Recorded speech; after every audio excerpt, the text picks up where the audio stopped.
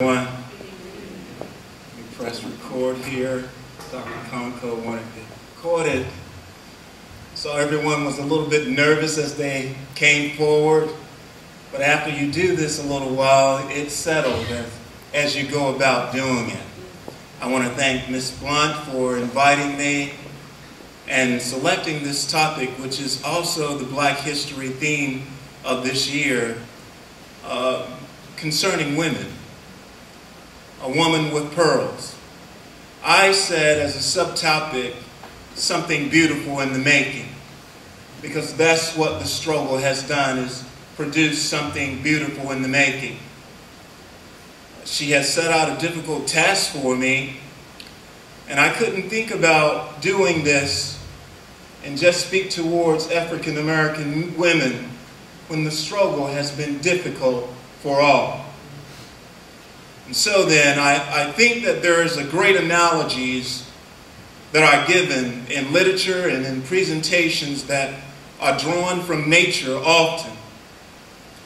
And the result of the topic tonight leads me to engage briefly an exploration of the natural formation of pearls and apply them to the process that represents the lives, the struggles of women in society, socially, economically, and politically, in all these arenas. For undoubtedly, throughout history, the life of women has been a continuous, arduous, upward cycle, but it has produced something beautiful in the process. The first factor that I want to take a look at is that the beauty of women is the product of a great struggle. The principal causative factor of pearl formation is when a foreign object invades or gets into the center part of the oyster.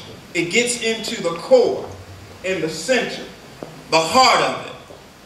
And it can be an organism, or it can be organic or inorganic, meaning it can be visible or invisible. And the primary time that the element invades the oyster is in two vital cycles. And that is when the oyster is trying to nourish itself, feed itself, or in its respiration cycle, trying to breathe. This foreign element, or the element that enters into the oyster, tends to irritate it. Irritate something that's tender. And the way that the oyster responds is it begins to coat the element that has invaded itself, the irritant that has invaded its center core. And it places layer upon layer upon this substance, this foreign element. And the pearl that is produced from the cycle, or this layer upon layer, is really pain being coped with. Ladies, you should know what I'm about to talk about now. The struggle and how you cope with pain, time after time after time. See, similar to the oyster, for centuries, the lives of women have been invaded by irritants.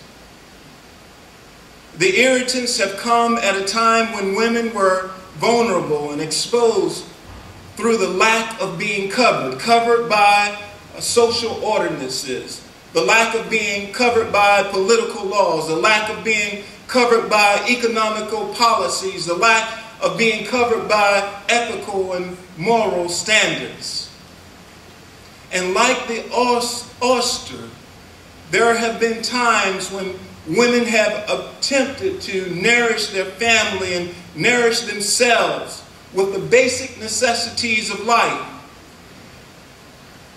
Abraham Maslow said that the human species transcends the basic necessities.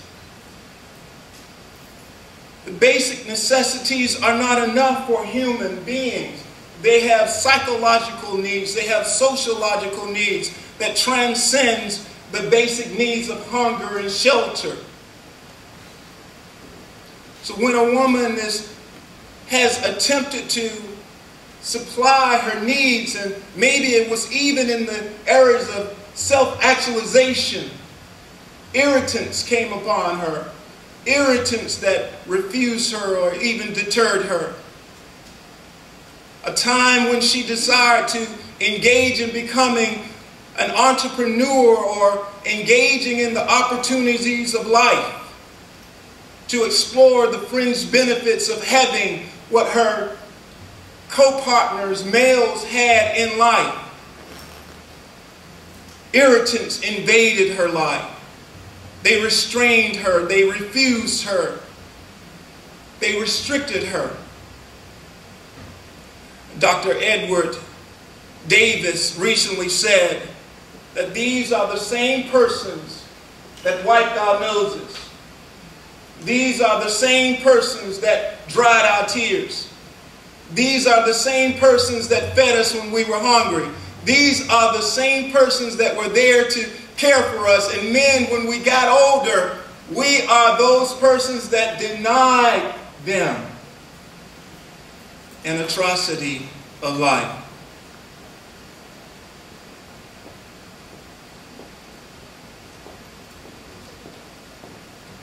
Secondly, the beauty of women is the product of worthless obstructions made valuable. How many of you know and just visualize an oyster at the bottom of the sea, right there where debris is located, right there where waste is located, right there where the trash is located. And that's where women were in life so long ago, and even some now. Treated as second-class citizens, treated as lower species, treated as third-rate persons. Elements that invade and begin to irritate the oyster are valueless. They are parasites, they are fragments of plants, they are grains of sand. And whether it would be the irritants of minimal women's labor protection rights in the United States, whether it would be inadequate freedom of speech in the United Nations, whether it would be marginal gender violence rights in the Congo, Libya, Palestine, Tanzania, Yemen, Tibet.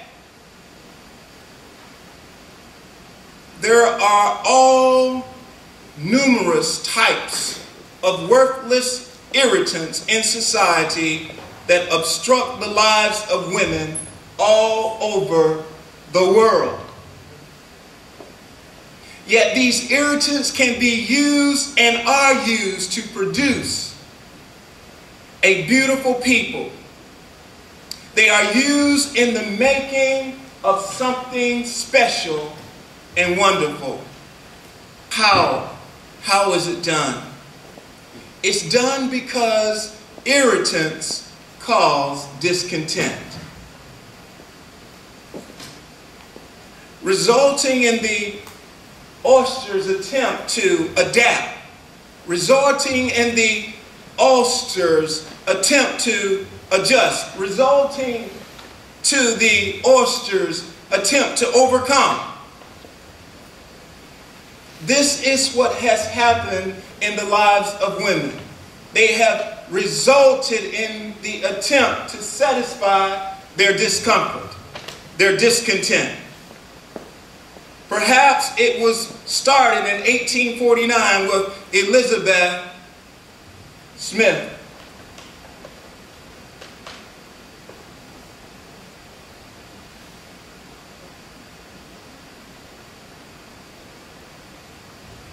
Miss Elizabeth Smith, in 1849, she was discontent.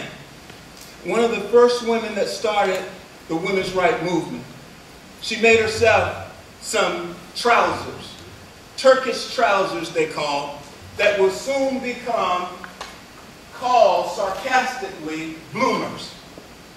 And she stood on the streets of New York, discontent that a woman had to wear a dress wherever she went, and soon to be accepted in society as a pantsuit or a cover.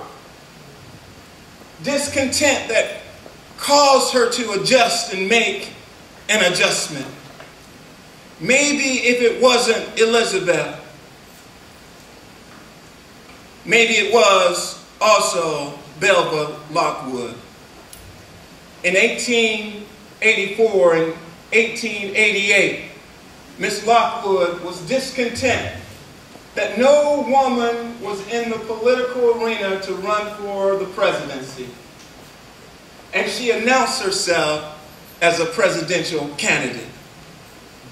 Discontentment. If it wasn't Mrs. Belva, maybe it was Billie Jean King, who was discontent in all the accusations that women did not have the physical capacity to compete with men. And she challenged a man in a competition. Challenged him and beat the pants off of Bobby Riggs in 1973.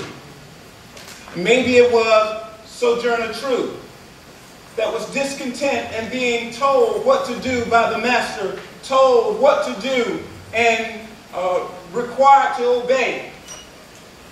And she ran away for the freedom of being an oracle, to speak out freely, orating about freedom and legislation for free rights. Maybe it was Oprah Winfrey, discontent that there was no woman with a primary syndicacy, television show,